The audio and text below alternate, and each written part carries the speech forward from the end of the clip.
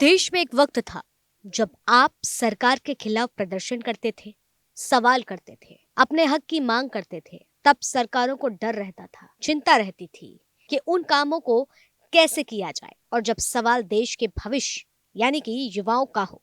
लेकिन आपको पता है, बीती रात बिहार से एक तस्वीर सामने आई और वो तस्वीर झकझोर भी रही है, सवाल करने पर मजबूर भी कर रही है और सरकार की नाकामी को भी दिखा रही है। अगर सरकार से सवाल करने के लिए छात्र सड़कों पर आएंगे तो बिहार सरकार के नेता उनसे मिलने नहीं जाएंगे, उनकी हालत पूछने नहीं जाएंगे, लेकिन बिहार पुलिस को अनुमति देंगे कि जाओ सर्द मौसम में छात्रों पर लाठी बरपाओ, जाओ पानी फेंको और तब तक मारो जब तक बदन से कपड़े फटके तितर बितर ना हो जाए।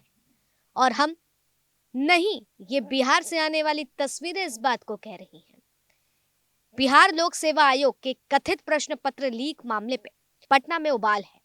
अभ्यर्थियों और आयोग के बीच अब लड़ाई आर पार की हो गई है। एक तरफ छात्र संगठन बीपीएससी प्रारंभिक परीक्षा रद्द करवाने पर अड़े हैं, तो वहीं बिहार लोक सेवा आयोग छात्रों की बात सुनने को तैयार नहीं है। पटना में बीएससी परीक्षा रद्द करने की मांग अड़े करके छात्रों की रविवार शाम पुलिस के साथ तीखी झड़प हुई। छात्रों पर पुलिस के बल प्रयोग को लेकर विपक्ष नीतीश सरकार पर हमलावर है। इस बीच एआईएसए ने बीपीएससी री एग्जाम को लेकर आज 30 दिसंबर को यानी कि बिहार बंद और चक्का जाम करने का ऐलान किया है। सीपीआई ने भी इस आंदोलन को समर्थन देने की घोषणा की है।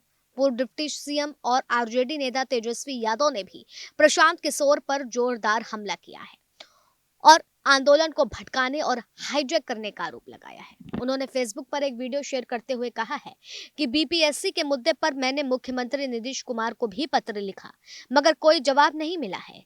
सरकार नौजवानों के भविष्य के साथ खिलवाड़ कर रही है। पूरी परीक्षा रद्द होनी चाहिए। सरकार और बीपीएससी दबाव में है। मेरा नैतिक समर्थन बीपीएससी अभ्यर्थियों को है। तेजस्वी ने कहा है कि सर्दी में जिस तरीके से छात्रों पर लाठी चलाई गई है, उससे कलेजा दहल जाता है। उन्होंने आरोप लगाया है कि छात्रों की पिटाई नीतीश कुमार के इशारों पर की गई है। उन्होंने प्रशांत किशोर को घेरते हुए कहा है कि कुछ लोग ने इस आंदोलन को गुमराह करने की कोशिश भी की।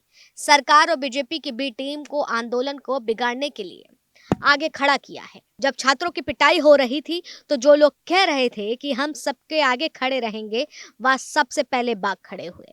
ये आंदोलन को खत्म करने की साजिश है।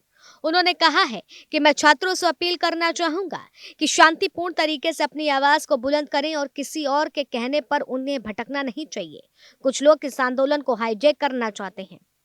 नीतीश कुमार होश में नहीं है। पटना में बीपीएससी अभ्यर्थियों पिछले कई दिनों से अपनी मांगों को लेकर विरोध प्रदर्शन कर रहे थे। रविवार की छात्र को नीतीश कुमार को ज्ञापन देने के लिए सीएम आवास जाना चाह रहे थे, जिन्हें पुलिस ने रास्ते में ही रोक दिया।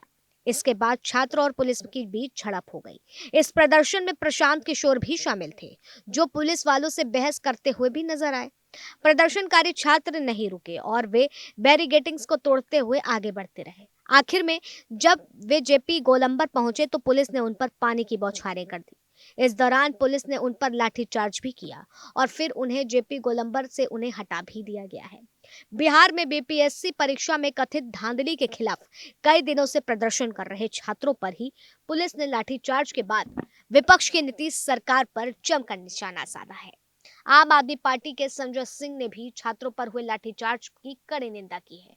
उन्होंने एक्स प्लेटफॉर्म पर पोस्ट डालते हुए कहा है कि बीपीएससी अभ्यर्थियों पर पुलिस का जानलेवा लाठीचार्ज हुआ है।